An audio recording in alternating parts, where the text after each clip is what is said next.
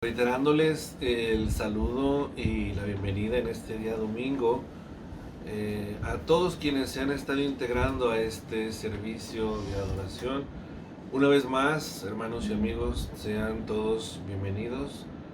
Mi nombre es Juan Carlos Rubio Salazar, pastor de la Iglesia Metodista San Pablo aquí en Torreón, Coahuila. Estamos ubicados en Morelos y Leona Vicario, en el centro de la ciudad de Torreón. Para quienes nos estén viendo que no sean de la ciudad, bueno, aquí estamos ubicados y el día que deseen visitarnos, asistir a este templo, los estaremos esperando con mucho amor. Hoy, domingo 21 de junio de este año 2020, Día del Padre, así que a todos mis hermanos, amigos, a todos cuantos nos están viendo y que han sido favorecidos con la bendición de nuestro Señor de ser padres, un abrazo muy grande, con todo cariño, con todo amor de mi parte, de mi familia, para todos ustedes. A los que son padres espirituales de muchos hermanos en el mundo, de igual manera, muchas felicidades para todos ustedes. Que la pasen muy bien, que coman muy rico, cuídense mucho, ¿sí? Estén en sus hogares, con sus familias. Ya habrá tiempo después para convivir con el resto de la familia como tradicionalmente lo hacemos. Mientras tanto, que Dios les bendiga y muchas felicidades una vez más. Vamos a la palabra de Dios en esta tarde. Vamos a ver la tercera entrega, la tercera parte de esta serie de mensajes, ¿dónde está la iglesia?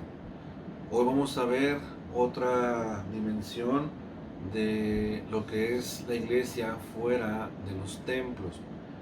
Hemos tratado, como ustedes lo saben, de que con la ayuda del Espíritu Santo, eh, poder entender un poco todo este enredo, ¿sí? De opiniones, de palabras, de dichos, de exposiciones, en torno a todo lo que estamos viviendo, a este COVID, la iglesia, eh, a veces una mala escatología que se expone. Y bueno, a veces en ocasiones de forma irresponsable este tipo de noticias o de argumentos nacen de la propia iglesia y afectan, ¿sí? Traen temor, traen confusión al interior de la misma iglesia. Sigo orando y lo seguiré haciendo para que Dios nos dé sabiduría, nos dé discernimiento, nos dé la comprensión plena de este tiempo, que Dios nos ayude a leer el tiempo actual de las cosas y en base a eso poder tomar sabias decisiones, no decisiones arrebatadas, no decisiones tomadas por la pasión, por el momento, sino que nuestras decisiones como hijos de Dios sean plenamente decisiones que nazcan del corazón de Dios y nosotros las podamos saber interpretar como es debido. Que Dios así nos ayude. El día de hoy vamos a ver, analizar una parte de la historia de Jesús y la samaritana, específicamente esa parte del diálogo entre ellos dos, donde hablan acerca de la adoración. Ahí vamos a descubrir una declaración increíble de parte de nuestro Señor Jesucristo respecto al tema de la adoración, ¿sí? Dos preguntas para pensar en esta tarde. ¿Debemos esperar a que los templos se reabran para adorar a Dios? Y la segunda pregunta es, ¿dónde y cómo debemos adorar a Dios? Vamos a abrir nuestras Biblias. Yo te invito a que la abras en el capítulo 4 del Evangelio según San Juan, y vamos a revisar una vez más esta historia y en especial la parte donde se centra el diálogo entre Jesús y esta mujer con lo que tiene que ver con la adoración, ¿sí? Yo espero que a partir de este momento, con la ayuda y el auxilio del Espíritu Santo, tú ahí en tu casa donde nos estás viendo, Dios abra tu entendimiento y a la luz de su palabra podamos entenderla perfectamente. Y al finalizar esta reflexión, ir no nada más con la tranquilidad de haber cumplido el deber de asistir a un culto más, sino que vayamos también con el compromiso renovado de hacer algo con la palabra, de ser hacedores de la misma, ¿sí? Bueno, vamos a ver un poco el trasfondo histórico de este encuentro, ¿sí? Es importante, yo lo he mencionado siempre, a veces es importante conocer el contexto histórico de ciertos pasajes, de ciertos momentos, para poder entonces dar la dimensión correcta a lo que está sucediendo en ese momento. Los samaritanos, hermanos y amigos, son los habitantes de Samaria, ¿sí? Es una región céntrica de Israel que está alrededor del monte llamado Gerizim, al norte de Judá y al sur de Galilea. Samaria era la capital de Israel o del llamado Reino del Norte, ¿sí? Fue edificada por el rey Omri. Fue destruida después por los asirios. Los asirios, al sitiar esta parte del reino dividido, deportaron a casi cerca de 30,000 habitantes a otras partes, los dispersaron, ¿sí? Y en cambio de eso, los asirios trajeron a personas cautivas de otras naciones para repoblar a Israel en este momento. Entonces, podemos imaginar que cerca de 30,000 israelitas, judíos, fueron deportados, fueron llevados a otro lado, y para poder suplir ese número de personas, los asirios trajeron a otros que vinieron a repoblar esta nación, este reino, junto con unos pocos que se habían quedado. Esto trajo como resultado, desde luego, una mezcla de razas, ¿sí? Sin embargo, los samaritanos insisten en decir, o ellos insistían en decir, que son descendientes de israelitas que no fueron deportados. O sea, una parte de israelitas que se quedaron en Samaria, ¿sí? Estos fueron los que se mezclaron con los extranjeros que trajo el reino de Asiria. Pero estos israelitas siempre abanderaron la causa de que, como no fueron deportados, ellos, los que quedaron ahí, eran los verdaderos descendientes de las tribus de José, Efraín y Manasés respectivamente. En los tiempos de Jesús, ya trasladados a los tiempos de Jesús, había una animadversión o antipatía entre judíos y samaritanos, y evitaban a toda costa el contacto uno con el otro. Hay que notar, ¿sí?, que esta separación o esta división no limitó, ¿sí?, la misión de Jesús para compartirles el evangelio a los samaritanos. Y la punta de lanza, ¿sí?, el inicio para que el evangelio llegara también a los samaritanos, fue este encuentro entre Jesús y esta mujer. Por medio de ella, el mensaje del evangelio comenzó a correr hacia este pueblo. La misión de Jesús, no se nos olvide, era traer vida a todos los que creyeran en él, incluidos los samaritanos. Llamar a alguien samaritano era una muestra de desprecio en aquel tiempo, ¿sí? Los samaritanos eran considerados como extranjeros por los judíos, los que se habían quedado en el otro reino, en Jerusalén, ¿sí? Así podemos notar la ironía usada por Jesús en la parábola del buen samaritano, quien fue puesto como ejemplo de uno que era un verdadero prójimo para con el otro. ¿Se acuerdan de la historia? Mientras que los judíos religiosos, los judíos auténticos, pasan de largo cuando ven caído a aquel hombre, sin importar la situación maltrecha y de violencia que este hombre había sufrido, pues bueno, de quien recibe ayuda este hombre es del buen samaritano, ¿sí? Los samaritanos edificaron su propio templo para adorar en el monte Gerizim entre el año 335 y 330 antes de Cristo.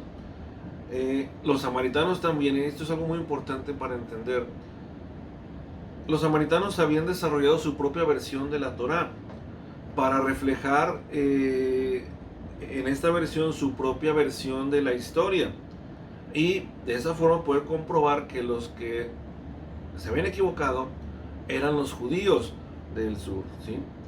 Hasta el día de hoy, los samaritanos siguen como un grupo pequeño dentro de Israel e insisten que se les reconozca como observadores de la Torá. Por último, para cerrar este comentario contextual, es de llamar la atención que al dar su última comisión a sus discípulos antes de ascender al Padre, esto que se narra en el libro de los Hechos, Jesús los manda a ser testigos en Samaria, así como en el resto del mundo, ¿sí? Y de inmediato, capítulos más adelante, vemos a Pedro, a Juan y a Felipe testificando y llevando el mensaje del Evangelio en aquella región de Israel. Todo el capítulo 4, hermanos, bueno, ya abordando el tema de hoy, todo el capítulo 4, que abarca la historia de Jesús y la samaritana, es particular a Juan, ¿sí? Siendo evidente que hubo un testigo ocular de estos hechos, que es el mismo Juan. Por eso Juan retrata de principio a fin este encuentro con aquella mujer, ¿sí? Pero hay algo muy importante, hay algo que trasciende en esta historia, y es que Juan presenta una nueva dimensión de la amplitud del reino de Dios. ¿Qué quiere decir esto? Esto es importantísimo. Tú que me estás escuchando, y no sé si haya alguien en este momento que esté escuchando por primera vez este mensaje, esta transmisión, o que esté escuchando este mensaje del Evangelio, déjame decirte esto que es para ti, o que quizás te va a llegar cuando alguien comparta esta reflexión más adelante. En esta historia, ¿sí? Vemos otra dimensión de lo que es el reino de Dios, ¿sí? Porque aquí, hermanos y amigos, no se excluye absolutamente a nadie, excepto por su propio rechazo de la oferta de Dios en Jesús. Quiero ser enfático en este punto. En otras palabras, en el reino de Dios, fíjate bien, en el reino de Dios hay cabida para todo aquel que cree en la gracia salvadora por medio de Jesús.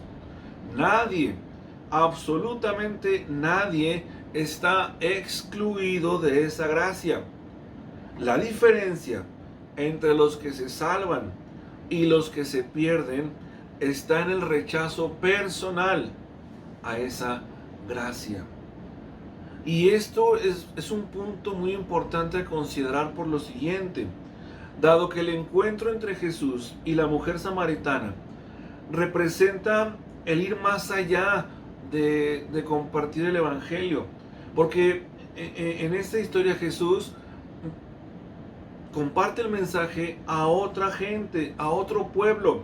Ya no es nada más un mensaje del Evangelio a los judíos, sino que en la samaritana están representados el resto del mundo gentil, por llamarlo de alguna manera. El diálogo entre Jesús y esta mujer es hermoso y es a la vez profundamente teológico, y sobre todo es una escena donde Jesús nos enseña, y esto es lo principal de esta reflexión, es una escena, ¿sí?, donde Jesús nos enseña que lo más importante no es el lugar de la adoración, sino lo que hay dentro del corazón para adorar. ¿Sí entendieron esto? En la plática se abordan varios temas. Jesús llega del camino Llega cansado, llega con sed, se sienta en el pozo de agua de la entrada de la ciudad. En eso se encuentra con esta mujer que por ahí del mediodía va a sacar agua del pozo. Podemos decir que es una mujer triste, amargada. Podemos decir que en el corazón de aquella mujer había dolor, había decepción y había una profunda, ¿sí?, soledad del alma y del espíritu.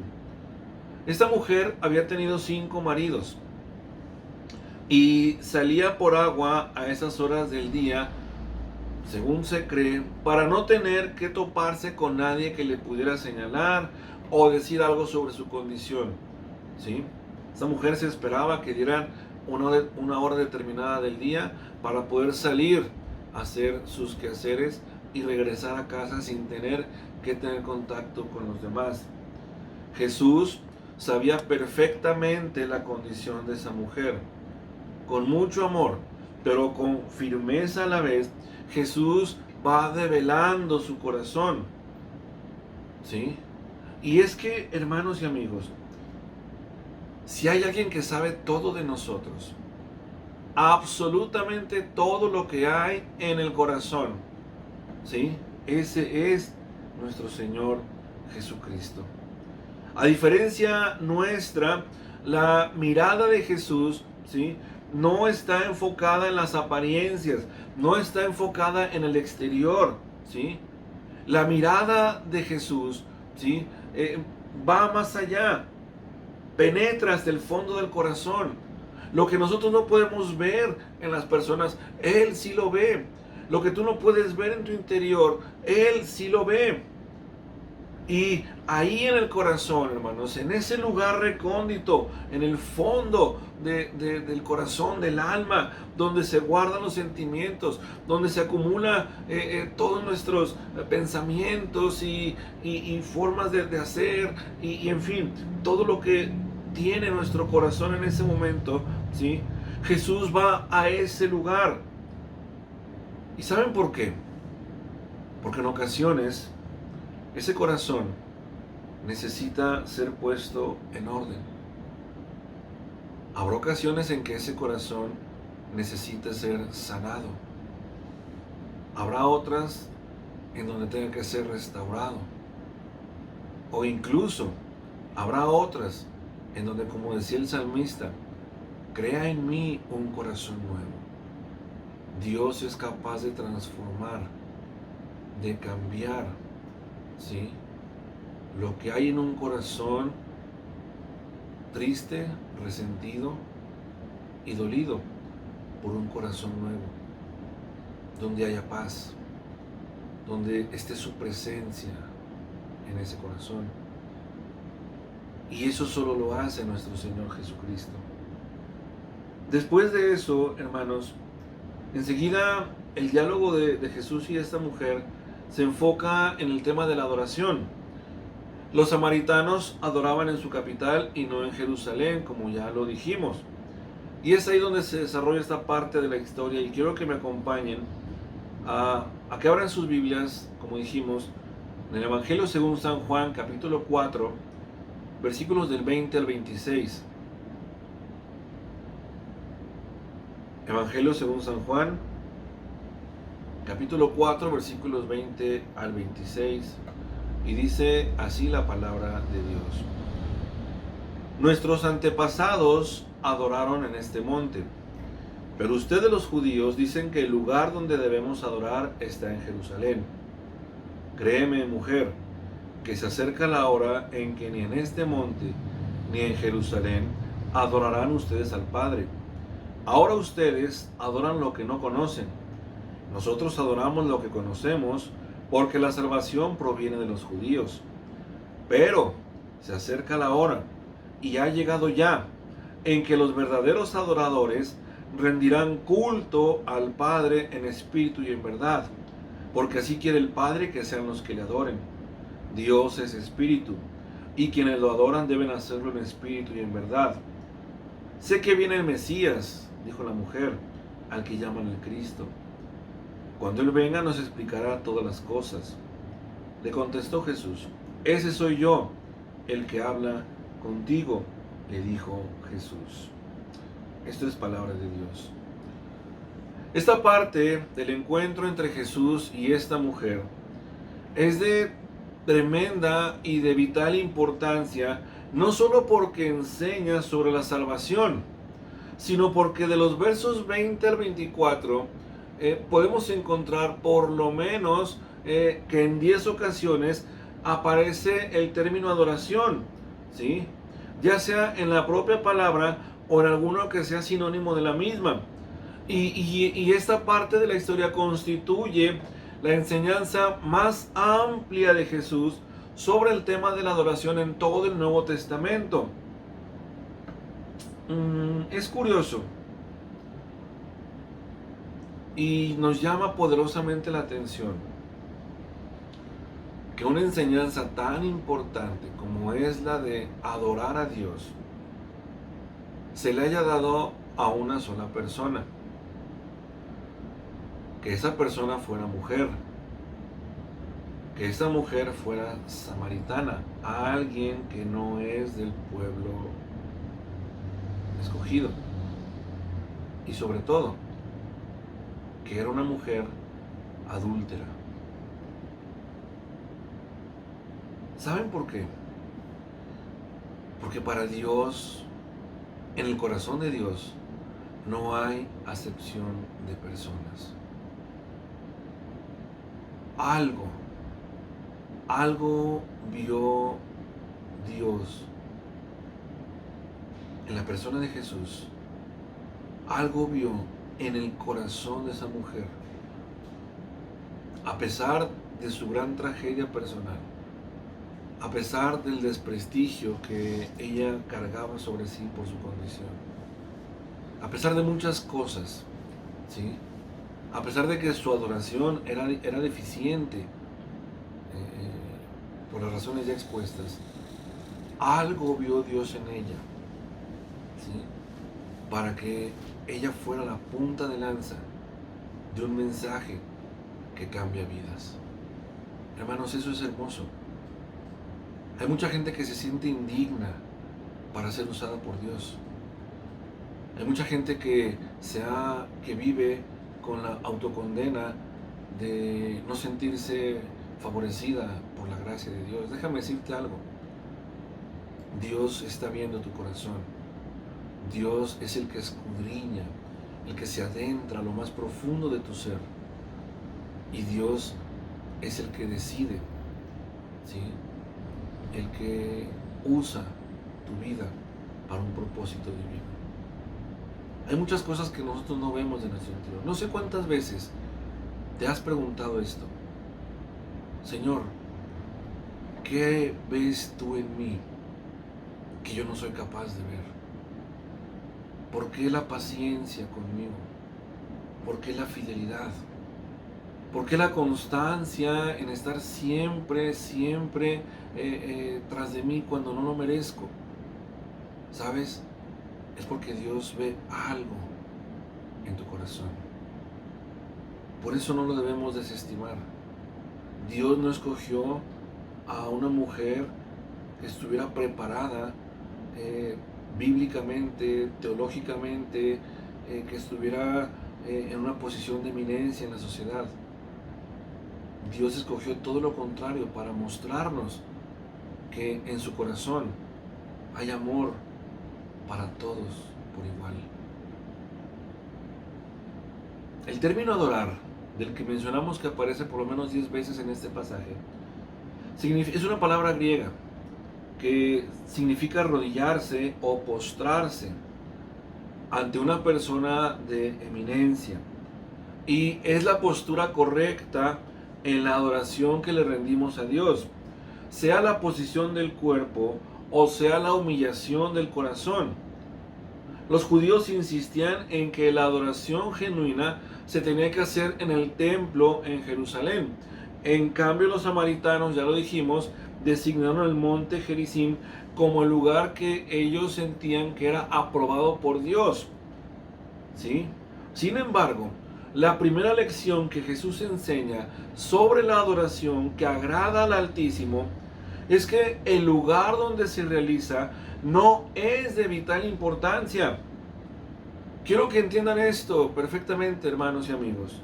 Nuestros edificios y centros de adoración pueden facilitar el acto mismo de la adoración, pero por más cómodos que sean, por más equipados, funcionales, adornados, etcétera, etcétera, que estos sean, esto no asegura ni la presencia de Dios, ni el agrado de Él en nuestro culto. La segunda lección es que la adoración debe de dirigirse a Dios como Padre, un término que habla de la confianza y de la dependencia hacia Dios, reconociéndolo como el Señor de nuestras vidas, testificando con esta adoración que pese a toda circunstancia, por más difícil que enfrentamos, Él como Señor, Él como Dios, tiene todas las cosas bajo su control y por esa razón debe dársele adoración. Miren, John Stott, teólogo y pastor suizo, en uno de sus libros que tiene que ver con ciertos apuntes que hace sobre la iglesia, en este apunte John Stott habla sobre el pasaje de Esteban, pero lo enfoca o le da otra perspectiva, y quiero que escuches esto con atención. Dice John Stott lo siguiente: lo que más les interesa a muchas personas sobre Esteban es que fue el primer mártir cristiano. Sin embargo, el interés principal de Lucas es otro, concretamente el papel vital que tuvo en el desarrollo de la misión cristiana hacia el resto del mundo. Su enseñanza mostró ya que desde el Antiguo Testamento Dios estaba vinculado a la gente y no a los edificios. Del mismo modo, ahora Jesús está dispuesto a acompañar a su pueblo a donde quiera que éste vaya. Esta seguridad es indispensable en la misión. El Señor Jesús se ha comprometido con su iglesia, prometiéndole en primer lugar que nunca la dejará, y en segundo lugar comprometiéndose con su palabra, al mencionar aquello de que su palabra nunca pasará. Y les aseguro, dice Jesús, y les aseguro que estaré con ustedes siempre hasta el fin del mundo. Otras versiones dicen, y yo estaré con vosotros todos los días hasta el fin del mundo. Concluye John Stott con lo siguiente: la iglesia de Dios consiste en personas y no en edificios. Y la palabra de Dios alude a las escrituras y no a las tradiciones. Mientras se preserven estos dos elementos esenciales, no importa si se hace necesario prescindir de los edificios y de las tradiciones. No debemos permitir que estos últimos aprisionen al Dios vivo o impidan su misión en el mundo. Esto es increíble, hermanos, porque muchas veces queremos decirle a Dios cómo sean las cosas dentro del templo. Muchas veces queremos decirle a Dios, Señor, aquí en esta iglesia las cosas se hacen así, y las hacemos así porque siempre ha sido así y así nos han funcionado. Y dice John Stott, eso no puede ser, ¿sí? No debemos permitir, ¿sí?, que los edificios y las tradiciones dentro de los edificios aprisionen o limiten el actuar de un Dios vivo y de su misión en este mundo. Hoy, por tercera semana, nos preguntamos, ¿dónde está la iglesia? Ya vimos que la iglesia está siendo guardada por el Señor. Ya sabemos que la iglesia no forma parte ni es rehén de ningún tipo de conspiración política, religiosa, infecciosa y demás. Tampoco la iglesia forma parte de ningún tiliche espiritual, de esos que tanto abundan en estos días. y que solo distraen y hacen que nos desenfoquemos de lo verdaderamente importante. Sabemos que Dios tiene todo bajo su pleno y soberano control.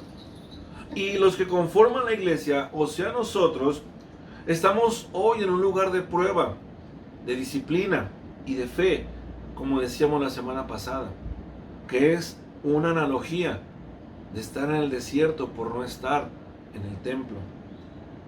Pero es precisamente, ¿sí?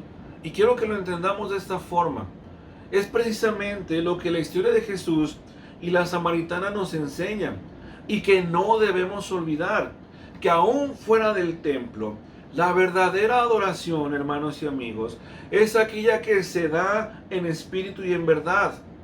Lamentablemente, una buena parte de la iglesia se ha distraído en una serie de dichos y posturas, olvidándose que hoy más que nunca Dios busca entre su pueblo hombres y mujeres que no estén pretextando regresar al templo para de ahí adorar.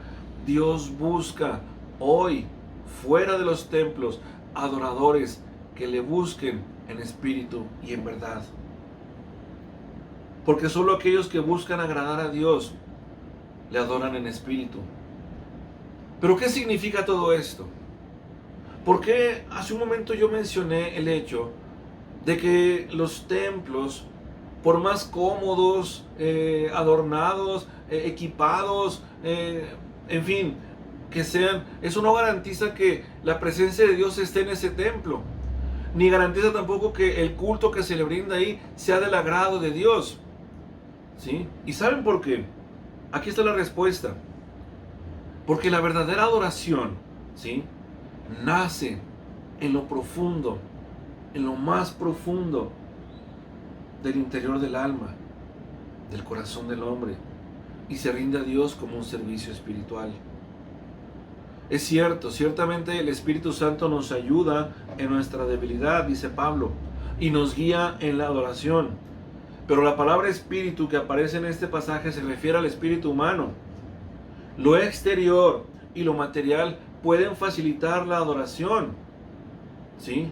Pero lo que verdaderamente le importa a Dios y lo que verdaderamente Él se fija es en lo que hay en tu corazón al momento de adorarle.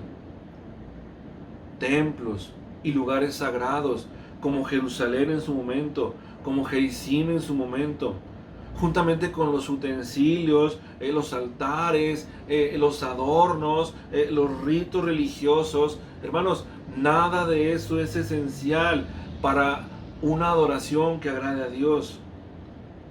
Inclusive todo esto puede ser distracción para la verdadera adoración. ¿Cuántas veces venimos a la iglesia? Fíjense bien. ¿Cuántas veces no venimos a la iglesia, al templo?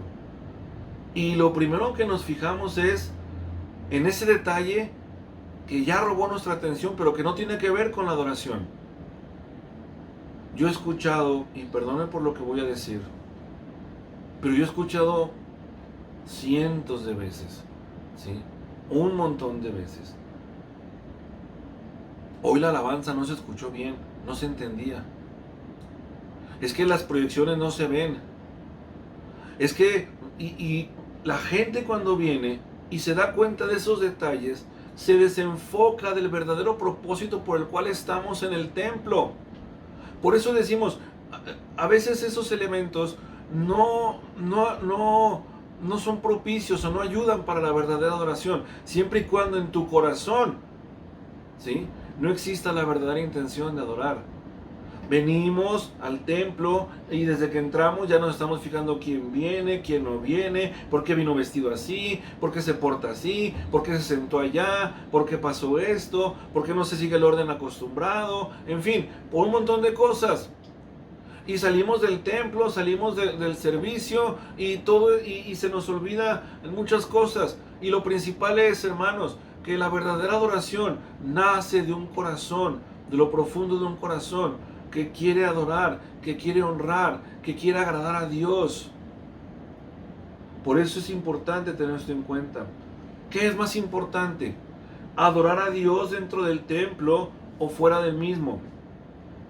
He escuchado en estos meses, ya varias semanas, que la iglesia está cerrada, ¿sí?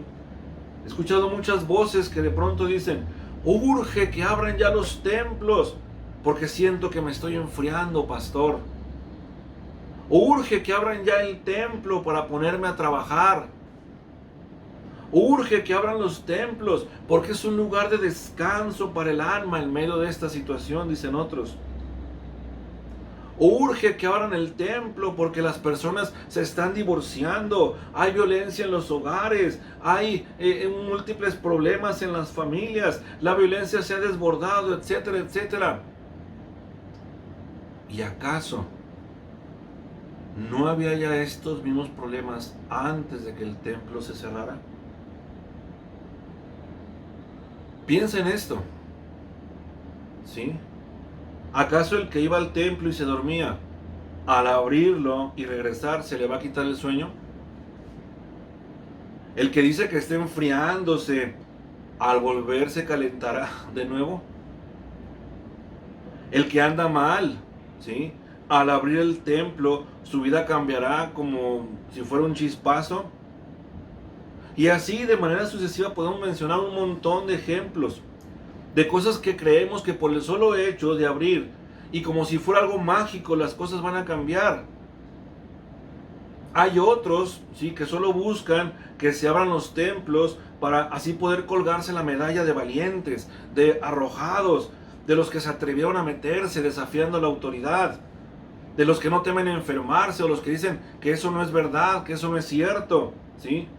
Son los que constantemente desprecian las formas y la obediencia a la autoridad.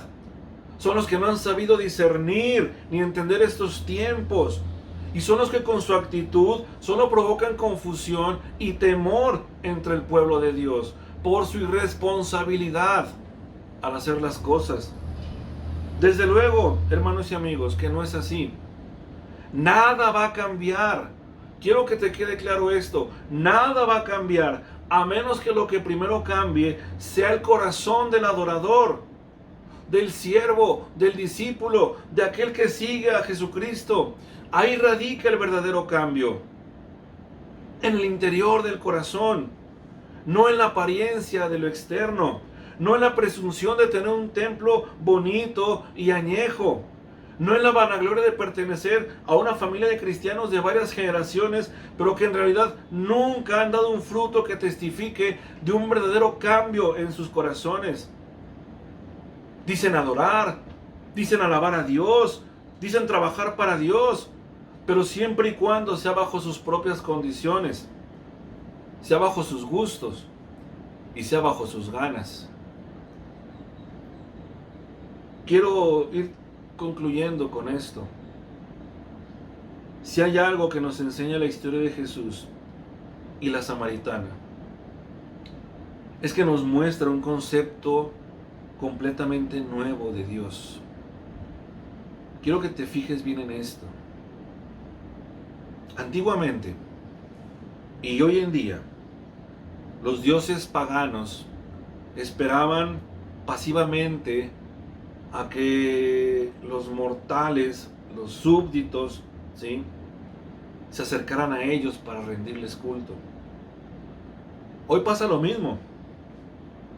Esos dioses o ídolos paganos siguen encerrados en sus templos, esperando que estos se abran para que la gente vaya a verlos. Siguen puestos en sus altares porque no pueden salir de ahí. Siguen colgados de las paredes en forma de imagen, esperando que estos templos se abran para que la gente vaya a ellos. Pero ¿sabes qué es lo tremendamente revelador de esta historia? Es que ahora el Dios verdadero, ¿sí?, el que está revelado en las Escrituras y que hoy vive, ahora ese Dios no espera que nosotros vayamos, Él sale. Ahora Dios sale buscando de entre la humanidad una clase particular de adoradores, los que le adoran en espíritu y en verdad. Y ese Dios maravilloso, hermanos y amigos, ahora ese Dios camina entre nosotros y se mueve entre nosotros. Ese Dios que gobierna, que reina en todo el universo, hoy ha salido a buscar hombres y mujeres que no estén esperando que se abran los templos para de ahí comenzar a buscarle. No, hoy el Señor está buscando una adoración que le agrade, esa que debe de realizarse de acuerdo con la naturaleza de Dios, es decir, en espíritu y en verdad, pues Dios es ambas cosas. La adoración es un asunto del corazón, como ya se ha. Es una cuestión de comunicación entre el espíritu del hombre y el espíritu de Dios, basado en la verdad de Dios. Es el tiempo de adorar a Dios en casa. Es el tiempo de adorar a Dios en familia, en los hogares. Es tiempo de adorar a Dios en la oficina, en el campo, en ese lugar de trabajo donde Dios te ha puesto. Hoy es el tiempo propicio para que a través de nuestro testimonio público, de alabanza y adoración y de unidad, el mundo crea y experimente la más maravillosa de las experiencias que un ser humano pueda vivir. El andar del Dios verdadero al lado suyo. Que esa persona entienda que ya no está solo, que hay un propósito divino en él, que esa persona ya no tiene por qué temer, porque él vive y camina a su lado, porque ya no es un Dios que está en el altar, ya no es un Dios que está colgado en una cruz, ya no es un Dios que está encerrado en sus templos, ahora es un Dios que se mueve y camina libremente al lado de nosotros. Ese Dios hoy está buscando verdaderos adoradores en espíritu y en verdad. Te está buscando para que le adores, le alabes y que todo tu ser bendiga su santo nombre.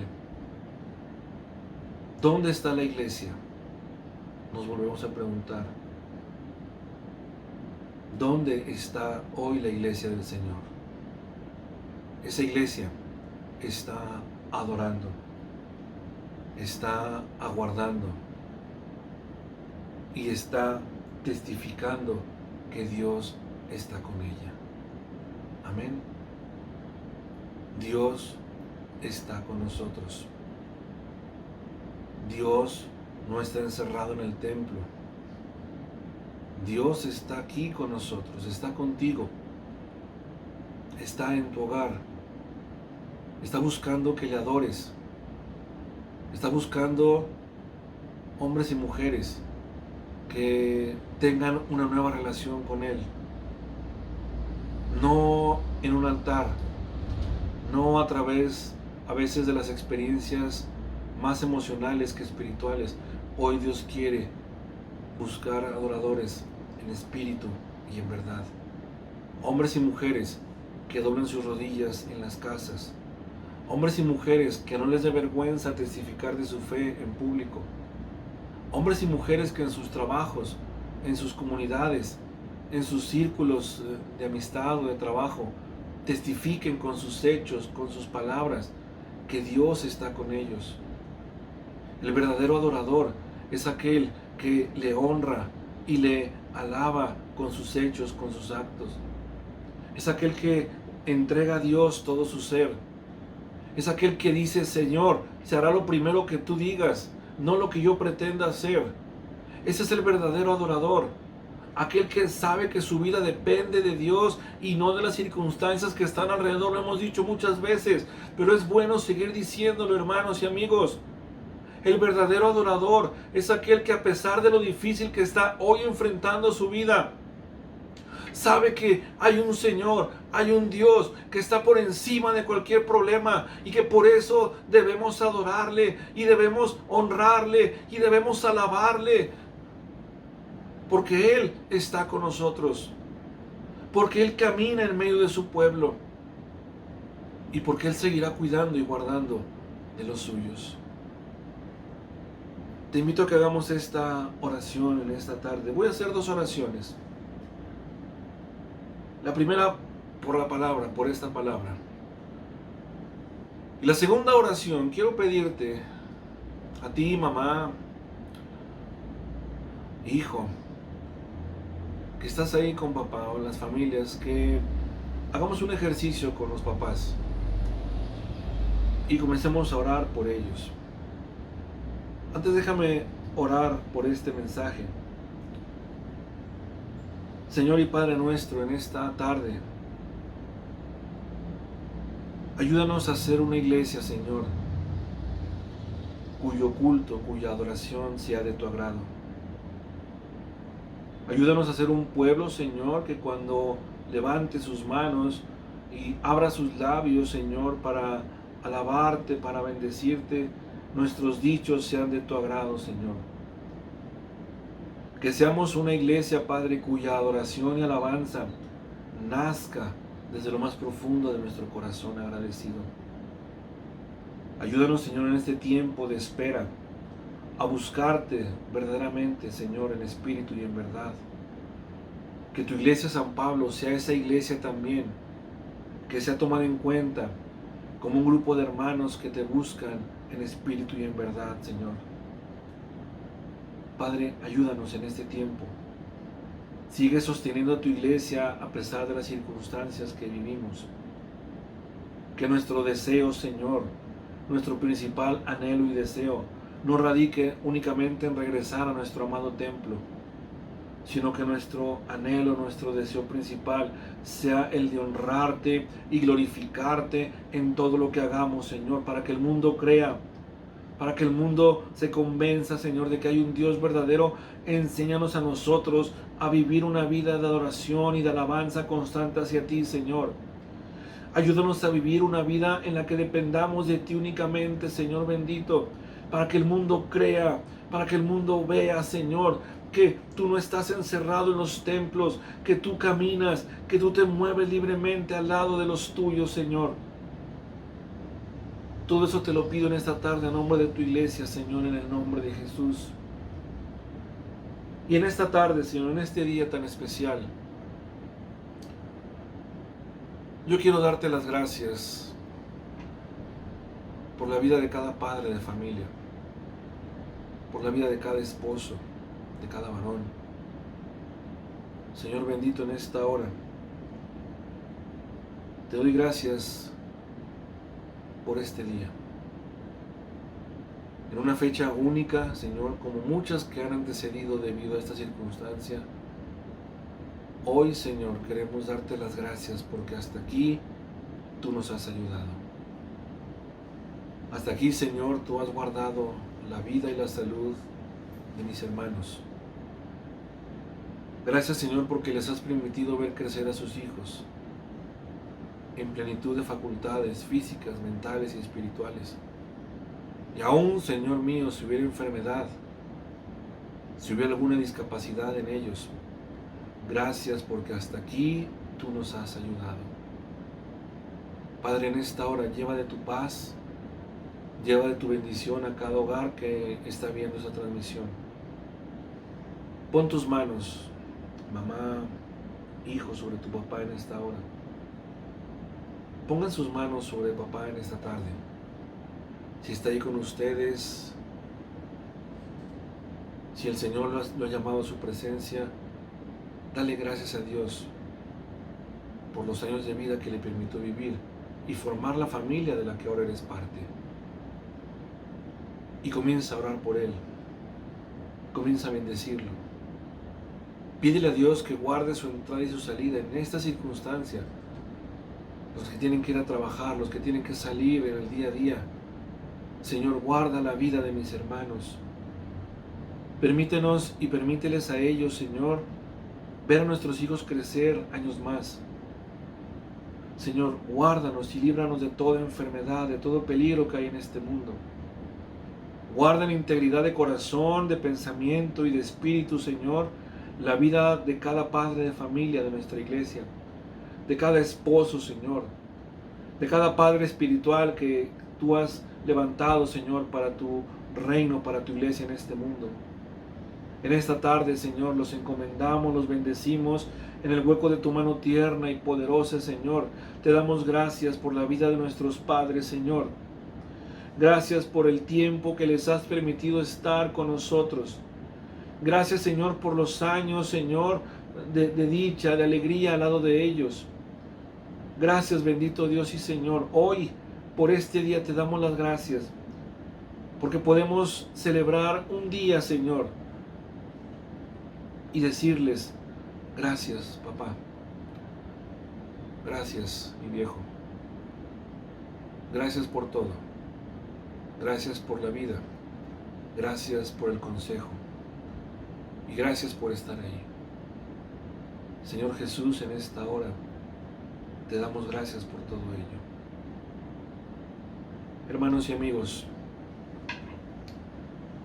que el amor de Dios, la gracia y la paz de nuestro Señor Jesucristo y la comunión con su Santo Espíritu sea con todos y cada uno de ustedes ahora y para siempre. Que en este día la paz de Dios gobierne sus corazones. No te afanes por nada. No se turbe tu corazón por nada. Iglesia, sigue esperando en el Señor. Sigamos aguardando hasta que el Señor camine. Entonces nosotros lo haremos. Que Dios esté con ustedes y con sus familias. Anímense unos a otros en el Señor y que su amor sea hoy en cada hogar más que nunca para todos ustedes. Nos vemos el martes de oración en vivo en la iglesia, martes y jueves de oración en vivo, y hasta entonces que Dios esté con ustedes y con sus familias. Somos iglesia y lo seguiremos siendo fuera del templo, en el templo y en la eternidad. Amén. Dios les bendiga.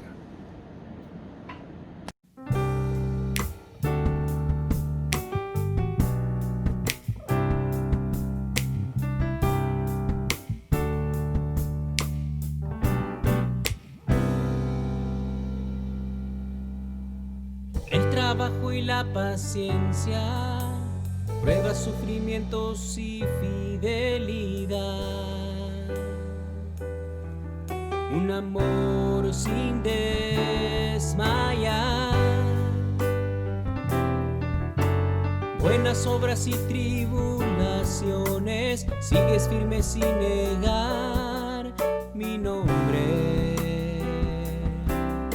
Aunque no puedas más. Y tengo algunas cosas y razones que quiero corregirte y que tú escondes. Yo quiero ver que triunfas, que resurges, que llevas la corona y que me escuchas, que cumples tu propósito original. Deja ya, no finjas más, vive ya, si muerta estás. Y sigue vigilante, despierta hasta muy tarde. Vendré por ti, conmigo tú vendrás.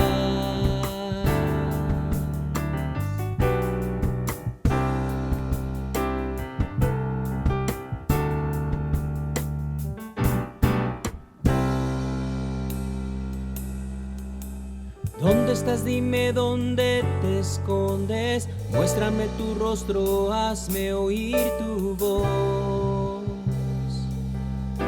Paloma mía, he tocado hasta tu puerta. Déjame que entre, invítame a sentar. Contigo quiero estar. Tu dulce voz que llegue hasta mi oído. Yo soy tu amado y también te ansío. Yo quiero apacentarte, amada mía. Que se vayan las sombras de tu día. Yo quiero verte como brillas en los montes de Betel.